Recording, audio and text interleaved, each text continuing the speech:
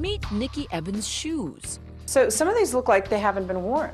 These look brand new. They are. I mean, they're not new per se, but they've been worn once. Those have been worn once.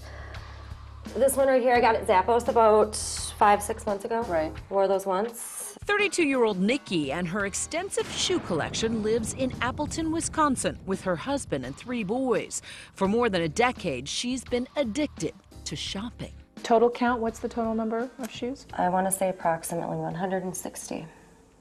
And when you reached that number, 149, 150, what were you thinking? It's like you spiral out of control. You just keep doing these things and doing these things, and then you feel a little bit of remorse, so maybe you stop for a little bit, and then you do it again and do it again and do it again, and it's a vicious cycle. But when I was looking at all of these, it's really it's a sickening feeling.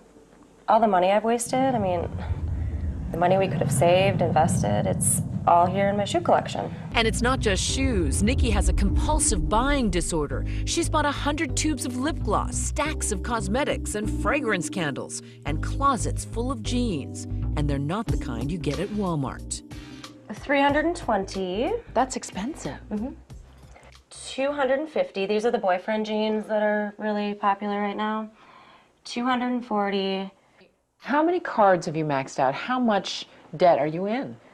Currently, credit card debt alone, probably about $38,000 right now. For years, she committed financial infidelity, lying to her husband about her spending. And finally, when he discovered her secret, he took away all her credit cards. The marriage, once solid, was on the brink of collapse. Money that could have been saved for her children's education, gone. The fact that I'm hurting my husband and my kids for something that they didn't even do, that they had no control over, that makes me pretty sick. Months ago, Nikki promised her husband she wouldn't shop. Yet the day we were at her house, the UPS man paid a visit. What is this? Honestly, I'm surprised here. Oh my gosh. You're hiding them. Nope, these are my shoes. I exchanged these. Just what you need, a new pair of shoes. She's tried to get help for what she calls her addiction. She even went to a local mental health clinic. I'm a shopaholic. Is there anybody here that can help me? And she pretty much laughed at me. With nowhere else to turn, Nikki agreed to let us fly her to Tennessee and sponsor her in what's likely the only live-in, week-long money treatment center in the country. She joined 9 others who agreed to say goodbye to cell phones, Blackberries, and TVs so they could focus on taming their out-of-control money habits. A money disorder is a self-defeating, self-destructive, relatively persistent, resistant to change behavior involving money. Psychologist Ted Klontz is leading the group, along with his son Brad, a clinical psychologist. And there's financial planner Rick Kaler. Some common money disorders? Compulsive buying disorder, workaholism, financial enabling, financial incest, compulsive hoarding. Those are the main ones we see. What makes this workshop unique is the belief that serious money issues are not about money. So money is basically the symptom, but it's actually not the disease.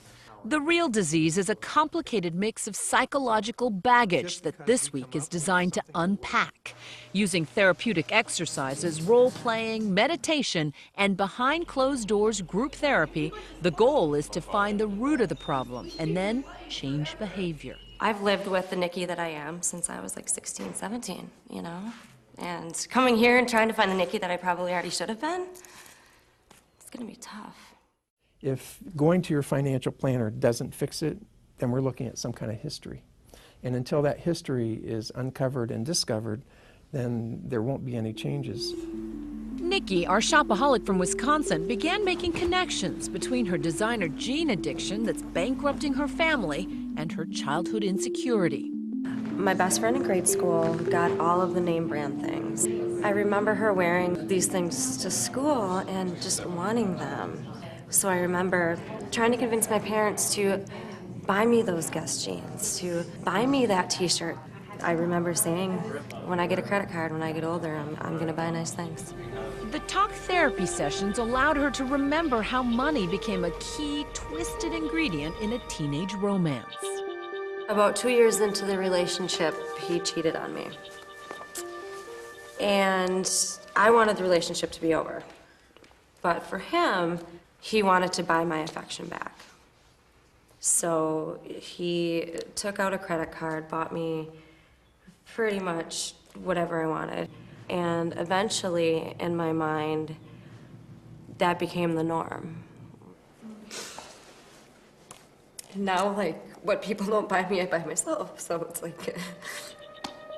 But Nikki's biggest breakthrough was still to come. Grant me the serenity. On the 5th day of the workshop, Nikki made a startling discovery. It started as she drew her money egg, a diagram of early life experiences. One of the things that she mentioned in that egg was, well, I guess I would have to start at birth. My mom and dad walked away from me.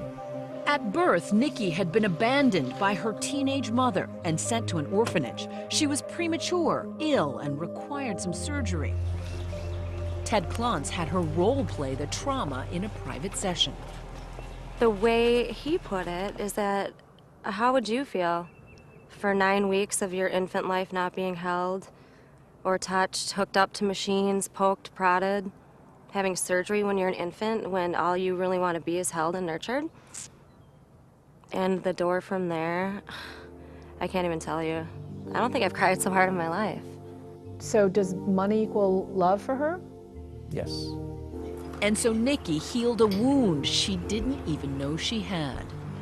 Every time I feel lonely or I feel a sense of rejection, every time I feel abandoned, I shop. There's always that void, and it's been there my whole life.